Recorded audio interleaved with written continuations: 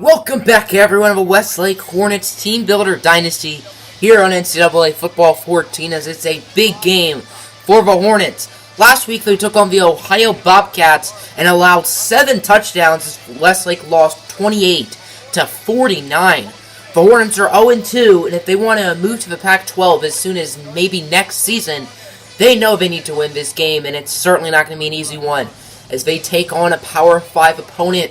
That is the 2-1 Nebraska Cornhuskers. The Huskers' lone loss this season was a week ago in overtime to the number 7th ranked Maryland Terrapins. So it's not a bad loss by any means for Nebraska. Westlake's defense has struggled this year as opposing teams have averaged 40 points a game, and they are determined to prevent Nebraska's very talented offenses. Their offense is certainly one of the better ones in the country. We spoke with head coach Mason Conway. He said the defense needs to get more aggressive and that the offense needed to utilize the run game more and get creative with it, as Westlake has been going with running back by committee, and that will stay, but maybe using the run more often and getting more creative. Welcome to Memorial Stadium here in Omaha, I believe, Nebraska, as the 0-2 Westlake Hornets take on the 2-1 Nebraska Cornhuskers. Westlake is obviously going to choose tails because tails never fails. And it never fails. Westlake will send their defense out on the field first. Senior quarterback Patrick O'Brien threw 3 touchdowns a week ago, and this Hornets defense knows what they have in store for this game. O'Brien's going to keep it. He breaks a couple tackles. O'Brien's still on his feet. There goes Patrick O'Brien, eventually brought down by the junior Ash Jakar.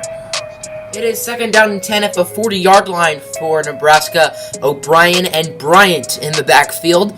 As O'Brien is going to look short, he finds a wide-open man. It's his running back, Trey Bryant. Bryant into the red zone, eventually brought down by Quentin Campbell. They're in the red zone as Westlake's defense looks like it's been in their first 2 games this year, which isn't good. As short pass for Marvin Tanner, and that'll be a 12-yard touchdown, and the Huskers will take the lead. We have our first EA Studio update of the afternoon as the number 2 ranked Georgia Bulldogs defeat Tua Tagovailoa and the number 1 ranked Alabama Crimson Tide. Looks like a very good game. Brian Herron with a touchdown, 127 yards, as well as Tua's 2 touchdowns aren't enough. The UNLV beats Colorado State 28-11. The number 9th ranked UCF Knights lose to the Navy Midshipmen by just 1 point. And Bowling Green, ranked number 14, who beat Ohio State week 1, are unable to beat the Memphis Tigers. They lose 27-24. Back in recruiting a few years ago, Nebraska was the favorite to land Champ Britton, but Nebraska sort of backed their scholarship and their visit off during week 14. Westlake was able to slot him a visit, and now Champ Britton is on Westlake, so let's see if Nebraska will regret their decision today, as that's going to be Cortez Thorne gaining 29. Nice pass from the could-have-been Nebraska Cornhusker Champ Britton. It is 2nd down and 4 for the Hornets, as Cortez Thorne is the motion man. Fake jet sweep. Champ Britton's going to look to throw it. Britton under pressure. He's going to look deep down the field for Clay Fontenot. And Fontenot, the tight end, will bring it inside the 10 for a gain of 37. It is 2nd down and goal for 4. Britton and Winterstone, of course, in the backfield is Champ Britton. He's going to look in the end zone. He finds an open man. It's for running back Taewon Winterstone. And this game is tied up as both offenses are firing on all cylinders. It almost wasn't tied as Calvin Richardson's extra point went off the crossbar, and it did go in, so we are tied at 7 apiece. Here returns the Nebraska offense. 1st down handoff for Trey Bryant. He shrugs the tackle from Ash Jakar. I don't think Jakar will ever recover from that, and Trey Bryant gains 23. Absolutely annihilating the junior. Nebraska's offense is once again looking good, as this defense has had no answer for any offense they face so far. As O'Brien, he's going to be brought down. He's sacked. It's the redshirt freshman QJ Casimir with his first career sack, first of many sacks for the Utah native. It is 1st and goal at the 11-yard line, as Westlake's defense just has not been strong at all. They have allowed 7 first downs as of right now, as it looks like it's going to be an option pitch for Bryant. He breaks the tackle of 2 defenders, and Trey Bryant will take it to the house. Touchdown, Huskers. Westlake's offense has been very good today and this whole season pretty much. Let's see if they can tie this game up, as on 1st down, Britton. He's going to lose 4 yards on the play as the right end reads the play like a book. It's David Jones who's the one makes... It is 2nd down and 14 after a 4-yard loss. No wide receivers. Well, actually, Ayo Aluko's in the game, but he's lined out as a tight end.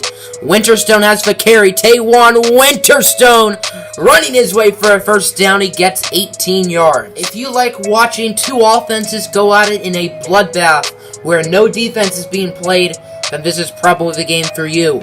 3rd down and 9. It's going to be a slip screen for Sebastian Jackson, but he loses 4 yards on the catch. Excellent play by the Husker defense. Kicker Calvin Richardson attempted a 54-yard field goal. His kick was wide right, so the score remains 14-7, but Nebraska is close to extending that as Trey Bryant gets the carry. Can anyone stop this kid as Bryant gets another 3rd down conversion? This is the 9th play of the drive. It's 1st and goal for Nebraska. They're going to try to make it a 2-touchdown lead.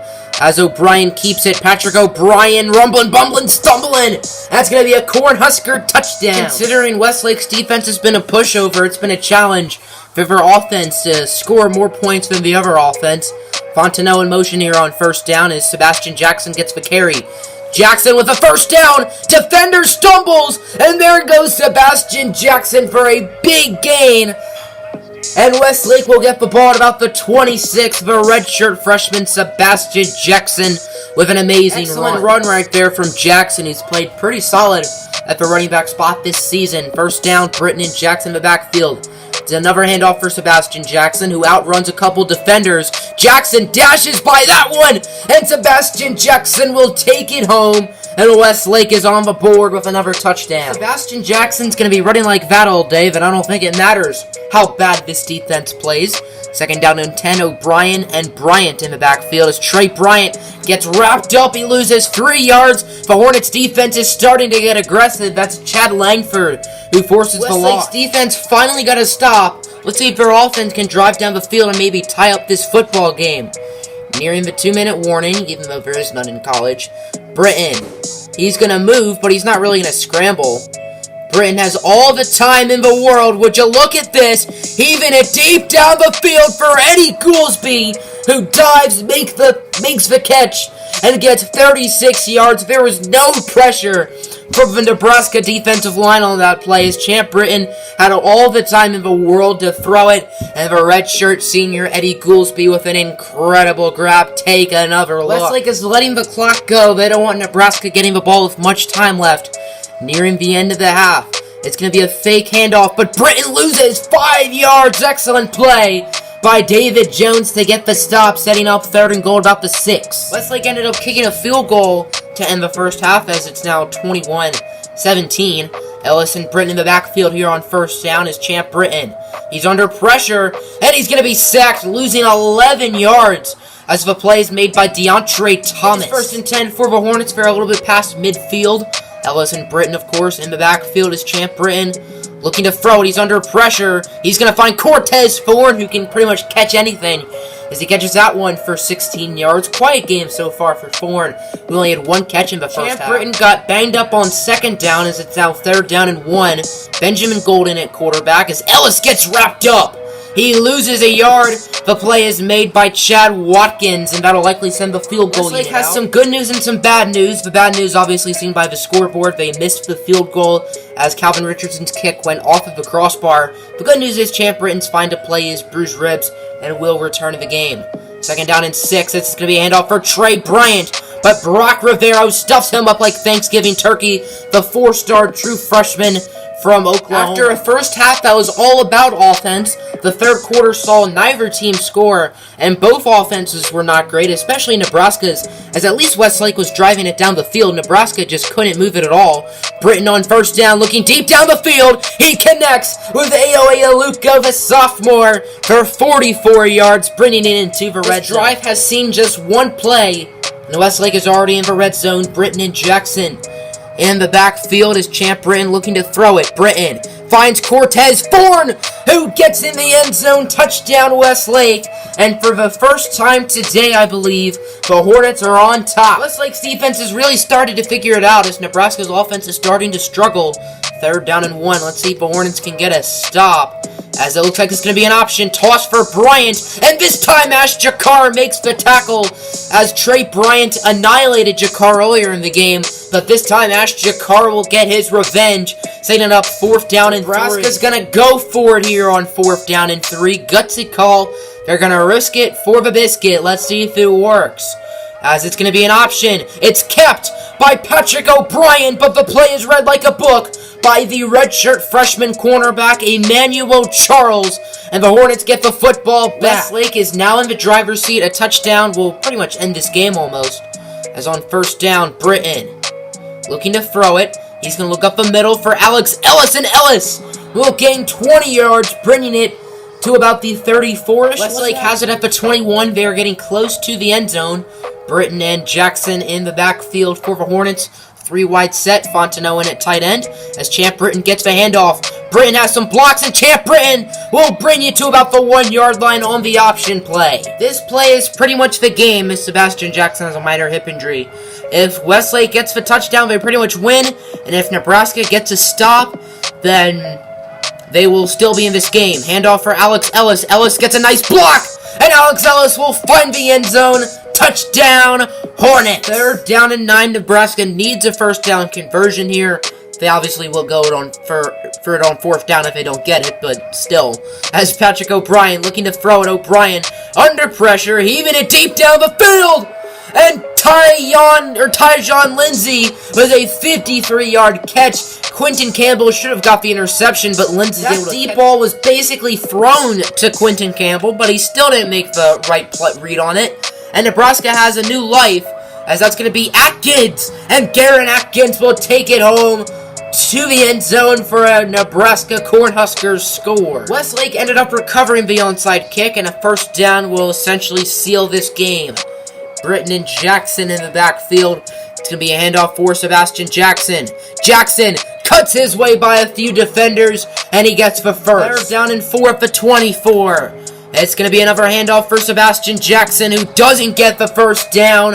4th and 1, and Nebraska still has a slight chance. Westlake is going to go for it here on 4th and 1. If they get it, it's game over. If they don't get it, Nebraska still has one last shot. Jackson gets the handoff, and Sebastian Jackson doesn't get it. It looked like he did, but Nebraska will get the ball with 43 seconds. Goal ties it, touchdown wins it. Nebraska still has a slight chance to potentially bring this game into overtime or get the win in regulation.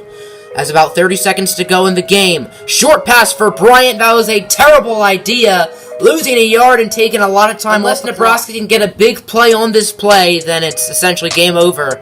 As O'Brien looking to throw it. He's going to be, oh my word, Tyjon Lindsey, what a catch. 9 seconds to go. The Nebraska Cornhuskers will be sending their field goal unit out. This is a 53-yard kick to send this game into overtime. The kick is up.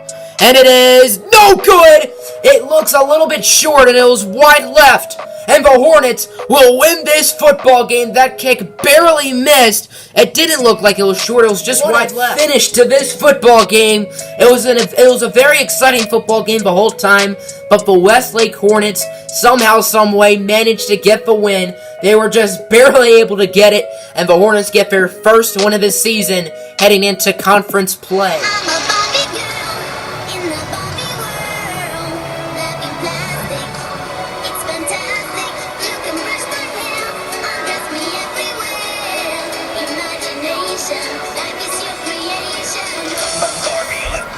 Hey, man!